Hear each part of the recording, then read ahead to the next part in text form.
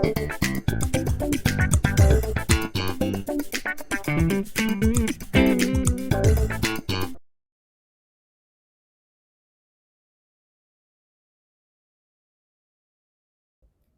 Achievers, मैं हूं प्रभात, तुम्हारा केमिस्ट्री टीचर। जैसे असर्शन रीजन सीरीज में आज हम एक और न्यू टॉपिक लेके आए हैं, न्यू चैप्टर और न्यू टॉपिक। सो चैप्टर का नाम क्या है? ये ऑर्गेनिक केमिस्ट्री का फर्स्ट चैप्टर, 12th क्लास में ऑर्गेनिक केमिस्ट्री का फर्स्ट चैप्टर, हालो अल्केन और हालो एरीन। और आज का जो टॉपिक है हालो अल्केन हालो एरीन में, आज हम हालो अल्केन में ही अपने आप को स्क्वीज करके रखेंगे और नेक्स्ट जो सेकंड पार्ट होगा उसमें हालो एरीन डिस्कस करेंगे। तो हालो अल्केन में आज क्या क्या डिस्कस करने वाले हैं? तो प्रिपरेशन ऑफ हालो अल्केन, उसके बाद physical properties of halo alkane and halo arene, then nucleophilic substitution reaction. और सेकंड पार्ट में क्या होगा? सेकंड पार्ट में होगा हालो एरीन का प्रिपरेशन और उसके प्रॉपर्टीज और एलिमिनेशन रिएक्शन, और उसके साथ electrophilic aromatic substitution of hello arene. ठीक है स्टूडेंट्स, तो आज जो टॉपिक्स हम डिस्कस करने वाले हैं ये देख लो, तुम्हारे सामने है। तो preparation of halo alkane, physical properties, nucleophilic substitution reaction, ये तीनों टॉपिक के ऊपर आज हम 20 नहीं 25 क्वेश्चन लेके आए हैं, क्योंकि इसमें कई सारे इंपॉर्टेंट क्वेश्चन है। तो इसलिए मैंने सोचा कि 20 के जगह हम अब 25 क्वेश्चन को ऐड करते हैं। ओके स्टूडेंट्स, तो अब देखो फर्स्ट क्वेश्चन आ गया। SN1 mechanism is facilitated bye polar protic solvent like water, alcohol etcetera. SN1 reaction में मैकेनिज्म क्या होता है? याद करो, फर्स्ट स्टेप में कार्बोकेटन बनता है। कार्बोकेटन कैसे बनता है? कार्बोकेटन is formed by the action of polar protic solvent. Polar protic solvent helps in dissociating the bond between carbon and halogen. तो कार्बोकेटन बनता है और वो पोलर प्रोटिक सॉल्वेंट में ही कैरी फॉरवर्ड होता है, जबकि SN2 reaction polar aprotic medium में होता है। तो ये बताओ, जो असर्शन है सही है नहीं है? बिल्कुल सही है। इसके बाद नेक्स्ट क्या है? C6H5CH। अच्छा, तो इसका स्ट्रक्चर अगर हम लिखें तो ये देख लो, इसका ये स्ट्रक्चर हो गया। फर्स्ट ये ब्रोमीन, और सेकंड का जो स्ट्रक्चर है CH ब्रोमीन। बताओ, तो अगर SN1 रिएक्शन की बात कर रहे हैं तो carbocation formation is the rate determining step. तो more the stability of the carbocation, more easily the SN1 reaction is suppose to take place.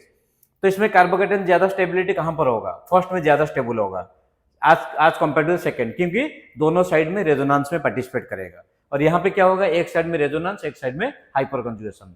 तो which carbocation will be more stable? This will be more stable. But यहाँ पे क्या लिखा हुआ है? Less reactive, जबकि ये क्या होना चाहिए था? मोर रिएक्टिव होना चाहिए था।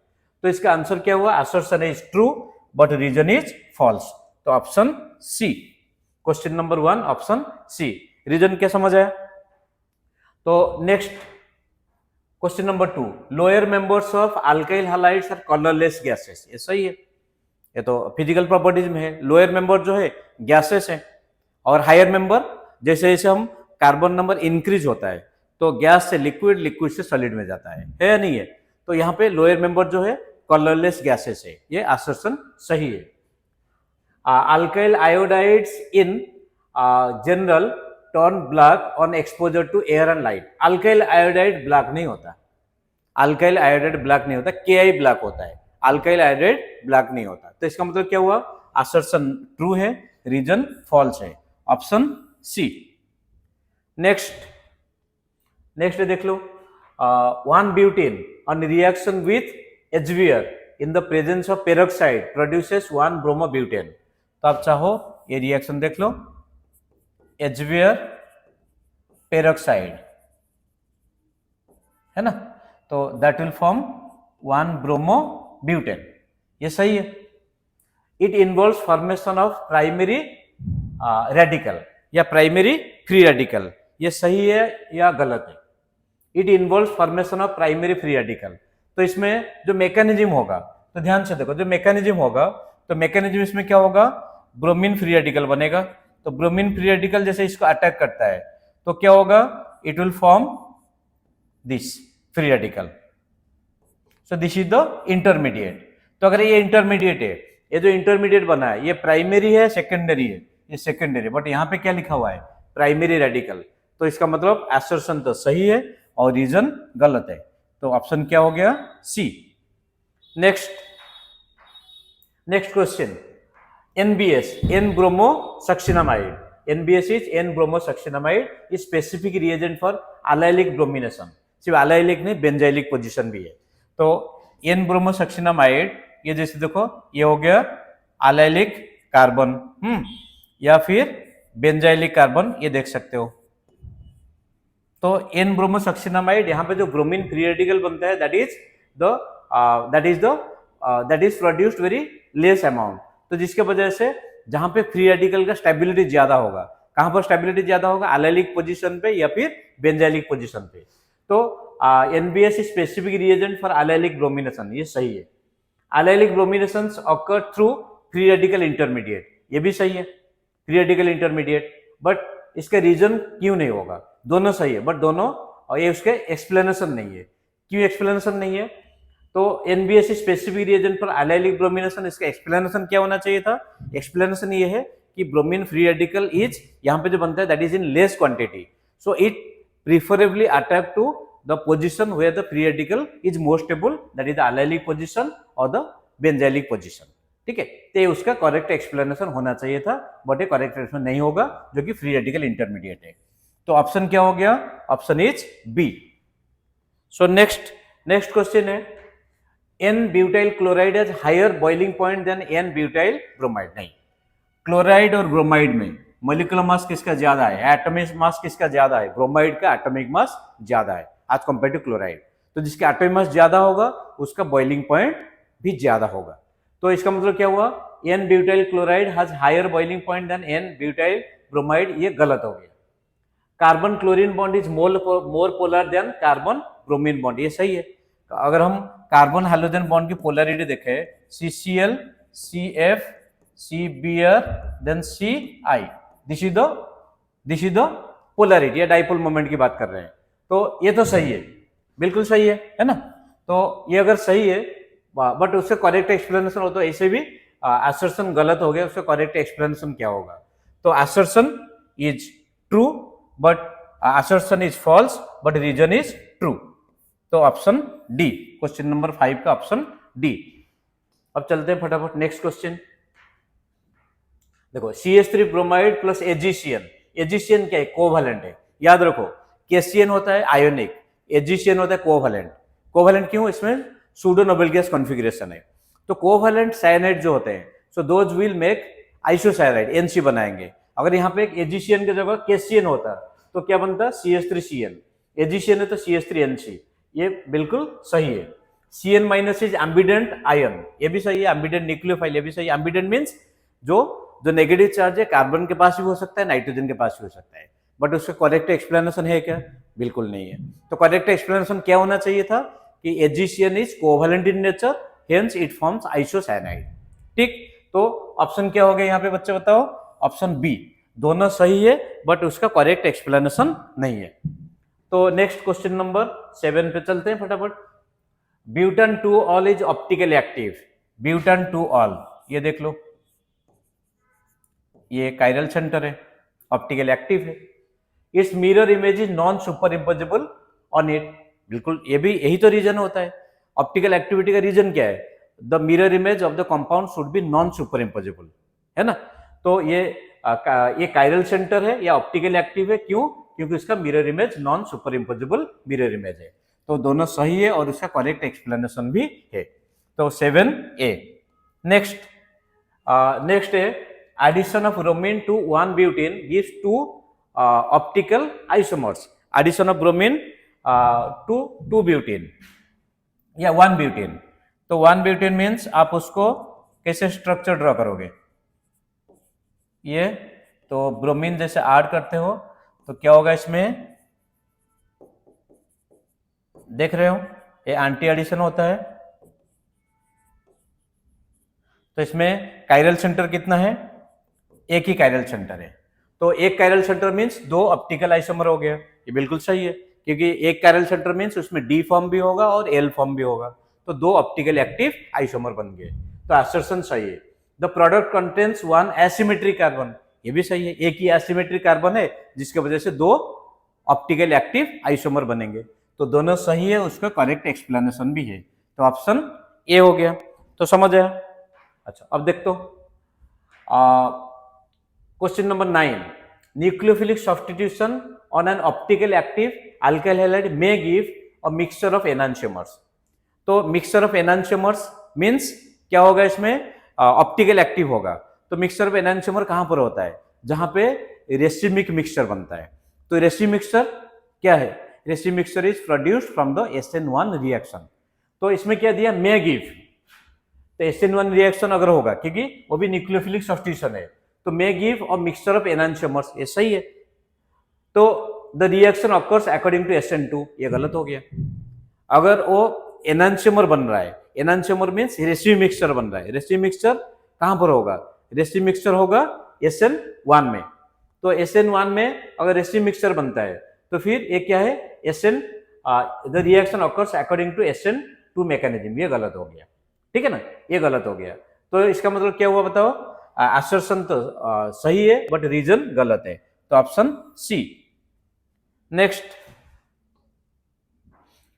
Optical active 2-chlorobutane on treatment with sodium iodide in acetone undergoes inversion। 2-chlorobutane याद करो, सोडियम आयोडाइड इन एसीटोन, तो ये आयोडीन, और ये होना कहां पे चाहिए, ये नीचे होगा, ठीक है ना, क्यों, क्योंकि ये SN2 मैकेनिज्म होता है, याद करो SN2 मैकेनिज्म होता है। This is the preparation method और इंटर हैलोजन, जो हैलोजन एक्सचेंज होता है, हैलोजन एक्सचेंज होता है। इस रिएक्शन का नाम क्या है, रिएक्शन का नाम याद करो, एक होता है फ्लोराइड के लिए, एक होता है आयोडाइड के लिए, है ना। तो फ्लोराइड के लिए होता है श्वार्ट्ज रिएक्शन, और ये जो होता है फिंकलस्टाइन रिएक्शन, याद है फिंकलस्टाइन रिएक्शन। तो फिंकलस्टाइन रिएक्शन SN2 होता है, अगर SN2 होगा तो इन्वर्जन ऑफ कॉन्फ़िगरेशन होगा, समझ आया। Reaction involves repeated Walden inversion, तो वाल्डेन इन्वर्जन, जो इन्वर्जन ऑफ कॉन्फ़िगरेशन होता है उसका नाम क्या बोलते हैं, उसको वाल्डेन इन्वर्जन बोलते हैं। तो SN2 होता है और जिसकी वजह से वाल्डेन इन्वर्जन होता है, तो दोनों सही है और उसका करेक्ट एक्सप्लेनेशन भी वही है। अब चलो next, the reaction of propene with chlorine at 773 kelvin gives 1,2-dichloropropan, सही है। Propene chlorine 1,2-dichloropropan, chlorine adds to alkanes to form 1,2-dihaloalkane always, ये तो नहीं है। मान लो आपके पास 2-butene होता है ना, तो इसमें अगर क्लोरीन ऐड करते तो क्या होता है, इसमें 2,3-dichloro, तो इसमें क्या दिया है 1,2-dichloroalkanes always, ये गलत हो गया, ठीक है। तो ये अगर दिया होता कि when chlorine adds to alkenes, chlorine adds to alkenes to form vicinal dihalide, अगर ये होता है vicinal dihalide तो उसका करेक्ट एक्सप्लेनेशन होता है, बट यहाँ पे क्या दिया है 1,2 हमेशा नहीं होगा, जो कि एग्जाम्पल मैंने तुम्हारे सामने दे दिया। तो इसका मतलब क्या हुआ, असर्शन तो सही है बट रीजन गलत है, तो 11 का ऑप्शन क्या हो गया, सी, समझ आया। अच्छा अब देखो question number 12, reaction of alcohols with SOCl2 is catalysed by the presence of tertiary amine, ये टर्शियरी एमीन उसको कैटालाइज करता है, क्यों कैटालाइज करता है उसका एक्सप्लेनेशन देखते हैं। Tertiary amines promote the reaction by reacting with the by product that is HCl। तो याद करो अगर हम अल्कोहल ले रहे हैं, अल्कोहल के साथ SOCl2, तो this is the best method, याद होगा तुम्हें, क्यों बेस्ट मेथड है, क्योंकि इसमें जो दो बाई प्रोडक्ट बनते हैं, तो बाई प्रोडक्ट क्या है, एक SO2 है और एक HCl है, दोनों गैस है, और HCl जो प्रोडक्ट, ये देखो अगर प्रोडक्ट किसके साथ रिएक्ट कर रहा है, टर्शियरी एमीन के साथ रिएक्ट कर रहा है, तो प्रोडक्ट कंसंट्रेशन अगर डिक्रीज हो रहा है तो क्या होगा, रिएक्शन विल बी कन्वर्टेड और reaction will be proceed to the forward direction, इसका मतलब कैटालाइज होगा, कैटालाइज होगा। तो ये असर्शन सही है और क्यों हो रहा है ये भी रीजन उसका करेक्ट एक्सप्लेनेशन भी है, तो इसका मतलब ऑप्शन ए। फ्रेंड समझ आ रहा है। तो ये देखो काफी अच्छे क्वेश्चन तुम्हारे सामने में लेके आया हूं, जो कि असर्शन रीजन सीरीज में, और आज इसमें 5 एक्स्ट्रा बोनस क्वेश्चन तुम्हारे लिए, ठीक है। तो इतने ही क्वेश्चन को ध्यान से करो तो काफी सारे, क्योंकि असर्शन रीजन क्वेश्चन जो होते हैं ना, उनको एक बार आप अगर ध्यान से समझ लिए तो चैप्टर ऐसे ही आपका रिवीजन हो जाएगा, है ना। तो अब चलो next question. Alkyl iodide can be prepared by treating alkyl chloride और bromide with sodium iodide in acetone. अभी हमने डिस्कस किया था। रिएक्शन का नाम क्या है? Finkelstein reaction. सोडियम क्लोराइड और sodium bromide are soluble in acetone while sodium iodide is not. ये उल्टा हो गया। Sodium iodide is soluble whereas sodium chloride and bromide are insoluble in acetone। क्यों? क्योंकि इसका रीजन क्या है? अगर इसमें आप ये देखोगे covalent character, Fajans rule, iodide has larger size, क्योंकि यहाँ पे तो काटायन कॉमन है, तो आयोडाइड कैसे लार्जर साइज है? It has more polarisability. Since it has more polarisability, more covalent character and hence more soluble in the organic solvent like acetone. तो assertion सही है और रीजन गलत है। तो ऑप्शन क्या हो गया? Option C. तो अब चलो नेक्स्ट क्वेश्चन चलते हैं। Next question, benzyl bromide when kept in acetone water produces benzyl alcohol. Benzyl bromide, आप उसका स्ट्रक्चर देख सकते हो। This is benzyl bromide. Acetone water साथ अगर रखोगे उसको तो क्या होगा? Since the carbocation is more stable, so it will be converted to benzyl alcohol। ये सही है। तो ये जो यहाँ पे देखो benzyl carbocation is one of the more stable carbocation. तो जो मोर स्टेबल कार्बोकेटायन बनाता है, तो ये रिएक्शन SN1 के थ्रू होगा, SN2 के थ्रू होगा। SN1, it follows SN1 path. तो अगर SN1 पाथ है तो यहाँ पे दिया है रिएक्शन फॉलोज SN2 पाथ, ये गलत हो गया। तो असर्शन सही है और रीजन गलत है।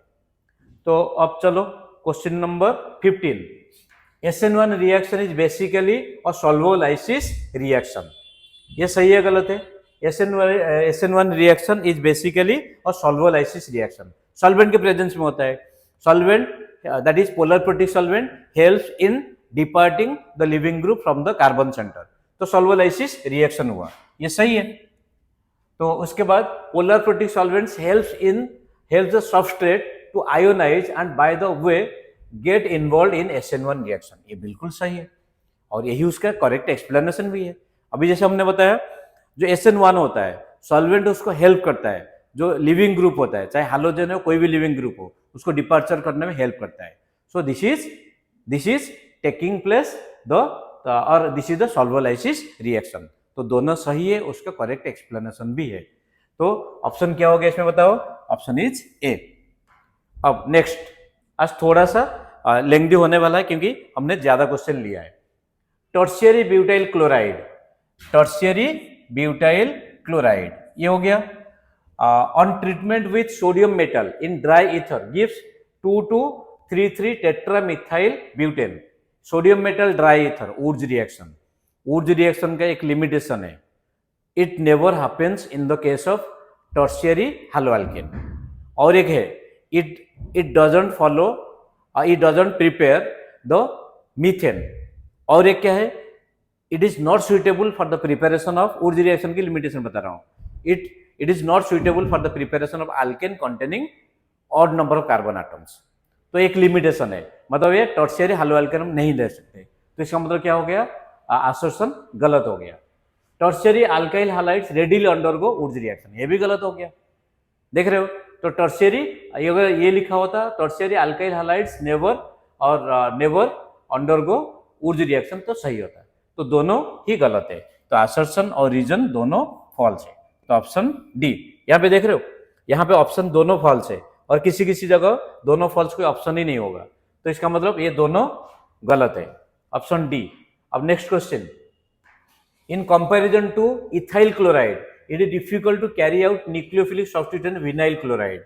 विनाइल क्लोराइड का स्ट्रक्चर क्या है? ये हो गया विनाइल क्लोराइड, और यहाँ पे देखो पार्शियल डबल बॉन्ड कैरेक्टर है, पार्शियल डबल बॉन्ड कैरेक्टर है। तो इसका मतलब जहां पे पार्शियल डबल बॉन्ड कैरेक्टर होगा वहां पे न्यूक्लियोफिलिक सब्स्टिट्यूशन होना डिफिकल्ट होता है। तो ये क्या दिया है? Comparison to ethyl chloride it is difficult to carry out nucleophilic substitution on vinyl chloride. ये बिल्कुल सही है। विनाइल इज इलेक्ट्रॉन डोनेटिंग, नहीं ये देखो सामने है, तो यहाँ पे इलेक्ट्रॉन विड्रॉ कर रहा है रेजोनेंस की वजह से, तो विनाइल इलेक्ट्रॉन डोनेटिंग नहीं होगा। तो इसका मतलब ये सही है, ये गलत है, असर्शन सही है और रीजन गलत है। तो assertion true, reason is false, तो ऑप्शन सी। समझे स्टूडेंट्स? तो next question number 18, aqueous hydrohalogen. Hydrohalogen means aqueous HX, right? Aqueous HX acids are used to prepare alkyl halide from alkene. तो आप अगर अल्किन ले रहे हो, राइट, आप अगर अल्किन ले रहे हो तो अल्किन के साथ आप क्या ले रहे हो, एक्यूअस HX। तो यहाँ पे H plus is the electrophile, वो अटैक करेगा, अटैक कर कार्बोकैटायन बनेगा और उसके बाद क्या होगा, एक्यूअस मींस इसको हम ऐसे भी लिख सकते हो H3O+। उसके बाद water will act as the nucleophile, क्योंकि वाटर मीडियम है, X माइनस से ज्यादा वाटर प्रेजेंट होगा यहाँ पे, वाटर मीडियम है, तो क्या हो यहाँ पे क्या बनेगा, अल्कोहल बनेगा। बट क्या लिखा है, aqueous hydrohalogen acids are used to prepare alkyl halides from alkenes, ये गलत हो गया। यहाँ पे क्या बनेगा, अल्कोहल होगा, है ना। तो hydrogen iodide readily reacts with alkenes to form alkyl halide, ये सही है।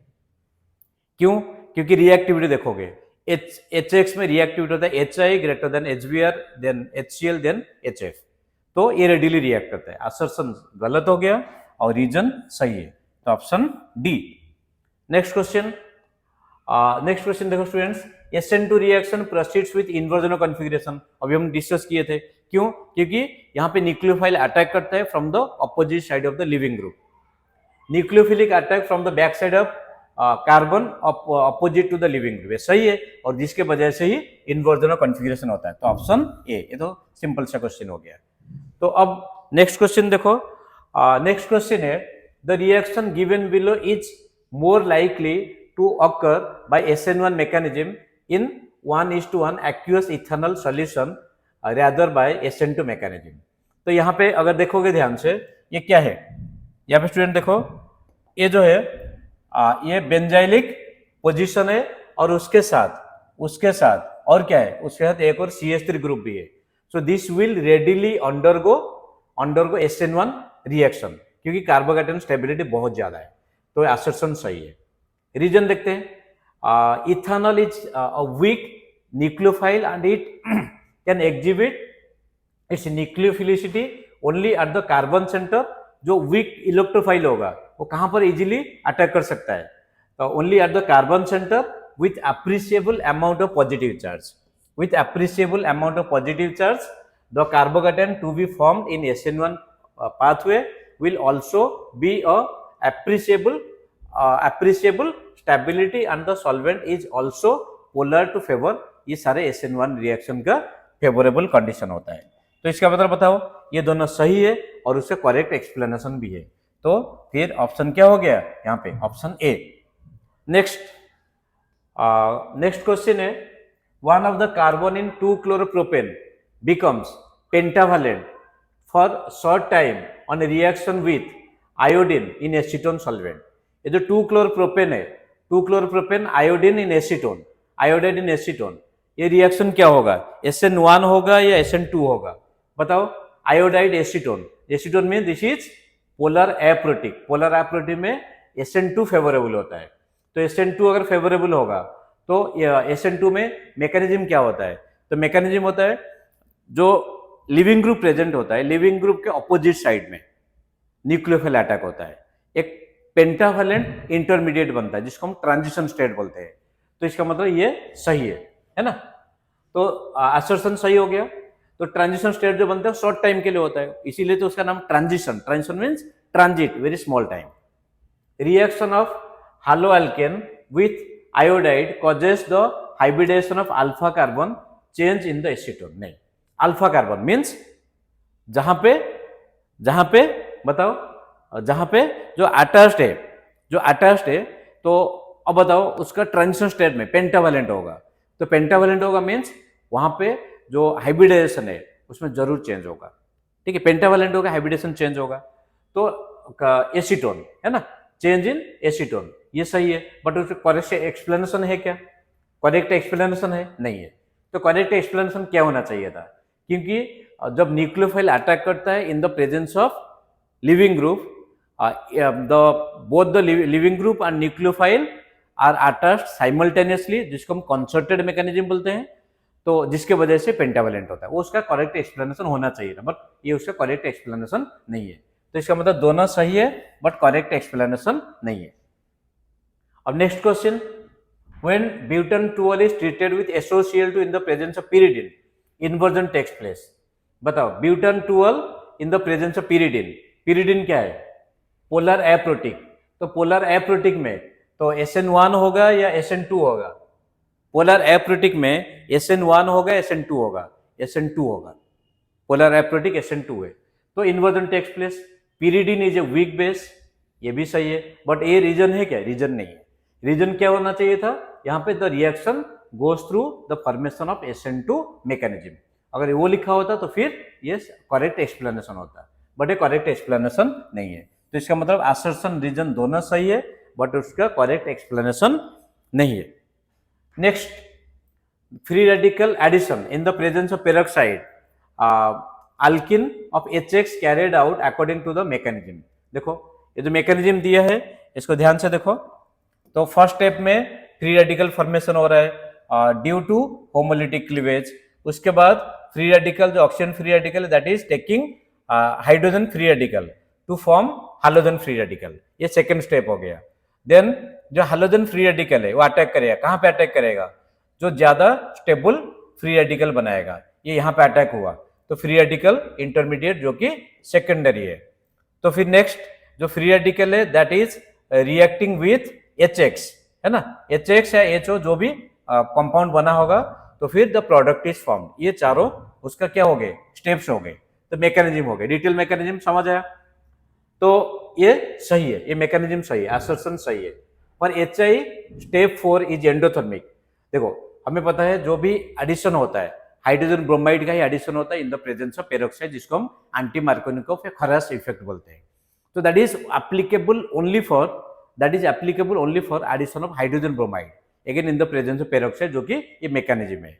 वो HCl, HI और HF के लिए एप्लीकेबल नहीं होता। क्यों? क्योंकि वो हाईली एंडोथर्मिक होता है। जो यहाँ पे जो ब्रोमीन X डॉट बनता है, जो ब्रोमीन फ्री रेडिकल बनता है, वो एनर्जेटिकली फेवरेबल होता है। क्लोरीन या आयोडीन जो फ्री रेडिकल बनता है, यहाँ पे देखो ये रिवर्सिबल हो जाएगा। जो आयोडीन फ्री रेडिकल अगर बनेगा ये रिवर्सिबल हो जाएगा। तो इसका मतलब क्या है? तो क्लोरीनेशन के लिए सेकेंड स्टेप हाईली एंडोथर्मिक है और आयोडीनेशन के लिए फोर्थ स्टेप एंडोथर्मिक है। तो दोनों सही है, दोनों सही है, बट उसका करेक्ट एक्सप्लेनेशन है क्या? करेक्ट एक्सप्लेनेशन नहीं है। क्या लिखा है? Free radical addition in the presence of peroxide HX carried out according following mechanism. ये लेकिन ओनली ब्रोमीन के लिए होता है, आयोडीन के लिए नहीं होता है। दोनों सही है बट उसका करेक्ट एक्सप्लेनेशन नहीं है। करेक्ट एक्सप्लेनेशन है क्या? उसका करेक्ट एक्सप्लेनेशन नहीं है। तो फिर ऑप्शन क्या हो गया? B. Next, hydrogen is more nucleophilic than ammonia. तो what is the structure of hydrogen? This is the structure of hydrogen. ठीक है, तो इट इज मोर न्यूक्लियोफिलिक। क्यों? क्योंकि अल्फा पोजीशन पे, मान लो ये सेंटर का न्यूक्लियोफिलिक सेंटर मान रहे हो, अल्फा पोजीशन पे जो NH2 है इट इज इलेक्ट्रॉन रिच, तो इसको अल्फा इफेक्टिव बोला जाता है। तो अल्फा पोजीशन पे कोई अगर इलेक्ट्रॉन रिच ग्रुप होगा that will increase the nucleophilicity, तो उसका करेक्ट, ये उसका जो स्टेटमेंट है hydrogen is more nucleophilic than ammonia, this is correct. The lone pair on adjacent atom causes inter-electronic repulsion and increases the energy and also protect the nucleophilic atom from solvation। ये सही है, और वही हमने बताया था उसका अल्फा इफेक्ट बोला जाता है। दोनों सही है, उसका करेक्ट एक्सप्लेनेशन भी है। तो ऑप्शन ए। और लास्ट क्वेश्चन क्या है? Halogen acids react with alcohol to form halo alkane. Halogen acid react with alcohol to form halo alkane, सही है, assertion is correct. The order of react halogen acid नहीं, ये reverse होता। अगर ये रिवर्स लिया होता HI greater than HBr greater than HCl तो फिर सही होता। तो यहाँ पे असर्शन तो सही है और रीजन गलत है, तो ऑप्शन सी। सो स्टूडेंट्स, आज के क्लास में हम कितने 25, वो भी पार्ट 1।